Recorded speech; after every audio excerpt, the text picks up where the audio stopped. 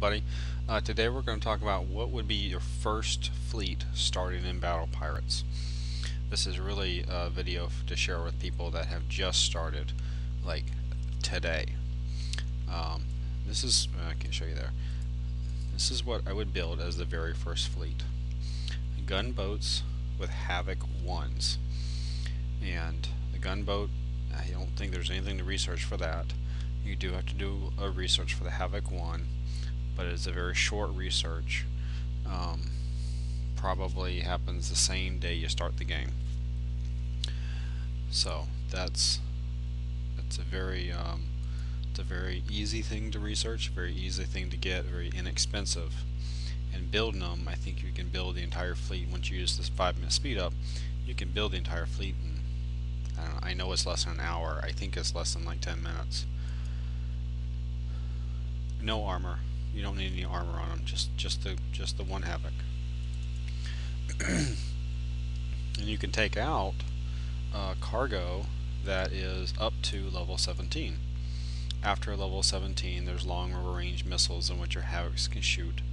So above 17, you're going to have problems. 21, 23, all of those. That's not the focus of this. The focus of this is your first fleet. New players don't actually need a ton of cash, and they don't even have ships that can carry it all.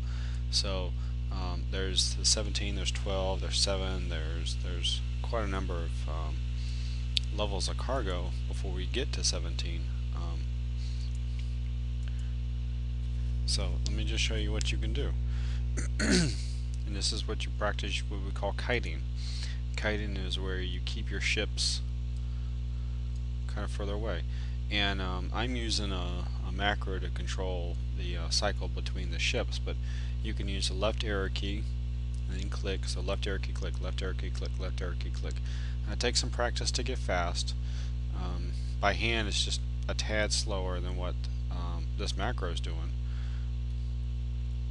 And kiting is keeping the ships on the rim of your border and be basically almost constantly in motion. There are Havok 1s, they're not that powerful, so it takes a lot of shots even on these very small ships. But as long as these ships don't get within your entire circle, they're not going to shoot at you. If it was a 23, they would, because they have a longer range. And you find your little points. Basically, kiting is generally in this game running around in circles.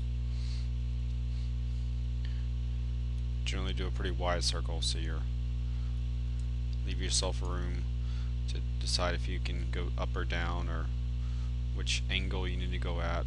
Because these gunboats are faster than these boats, so if you're going straight away from them, you're gonna run out of their range, run out of your own range.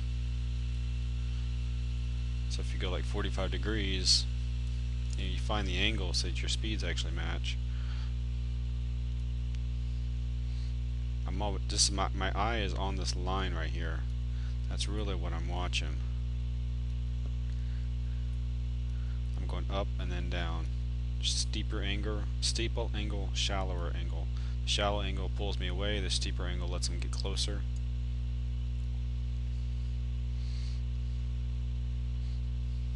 I also watch when they fire, so I know I'm in range.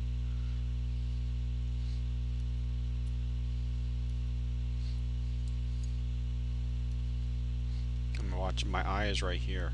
My eye is on that line. My peripheral's figuring where I'm going to click. I just need to know that my clicking is above my ships. I'm going to just let them sit and wait for the ships to catch back up. Okay. I need a much steeper angle so they catch up. There we go.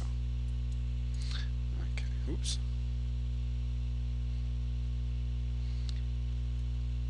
You just keep working it. It's really killing the one below it.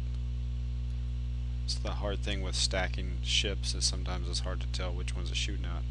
It's shooting at the one you can't see.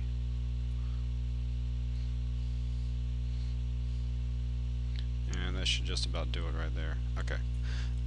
So that's kiting. That's, staying as far away as you can so that your range outranges the other guy's range. So the 700 is about all I can hold, but a 17 holds basically 400,000 resources. So that is what I think a good first fleet should be. It doesn't take a lot of research. There's no research in the ships. There's only one research in the guns because it's a level 1. It's a very short research, and there's no predecessors to it. And I think your level 1 weapons lab will allow you to research a Havok's one. I'm not really sure about that. That one you'll have to find out for yourself. But that's a really good one. And then I'll just show you what you're leading up to after that. What you're leading up to with your next. So that's your first one. Build some Marauders. They're mostly just going to be to carry cargo, so I don't really care what guns are on them. Put the engine 1 on them. And research the engine 1 from the advanced lab. That's a really useful special to research. And then when you get Predator submarine, so this will be basically your next real cargo killing fleet, right? What you're going to put on that one is engines 1, no armor, because it'll hold 1 armor slot, 1 special. So your special will be engines.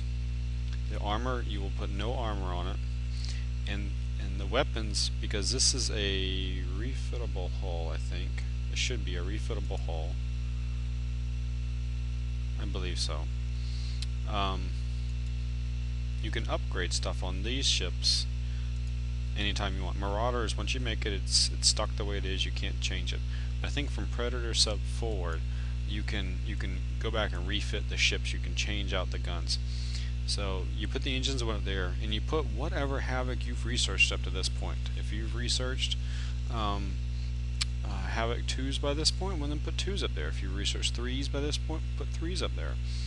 I think 3s are probably reasonable expectation to have research by the time you get Predator subs.